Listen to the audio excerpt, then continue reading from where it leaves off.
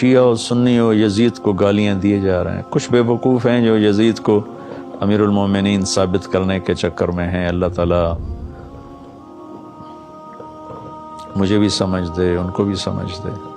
ورنہ امت متفق ہے. امام احمد بن حنبل رحمۃ اللہ علیہ سے کسی نے پوچھا کہ کیا لوگ یزید سے بھی، کوئی لوگ ایسے بھی ہیں جو یزید سے پیار کرتے ہیں؟ تو امام احمد بن حنبل نے فرمایا کہ کیا اللہ اور رسول اور آخرت پر ایمان رکھنے والا یزید سے پیار کر سکتا ہے؟ نہیں کر سکتا. لیکن حیرت کی بات ہے، کام سارے وہی کرتے ہیں جو وہ کر گئے.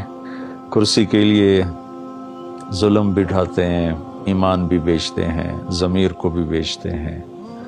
محرم آتا ہے تو روتے حسین کے لیے ہیں، کھڑے ہوئے یزید کی صف میں ہیں. نوحہ اہل بیت کا پڑھتے ہیں، کام شمر والے کرتے ہیں، ابن زیاد والے کرتے ہیں.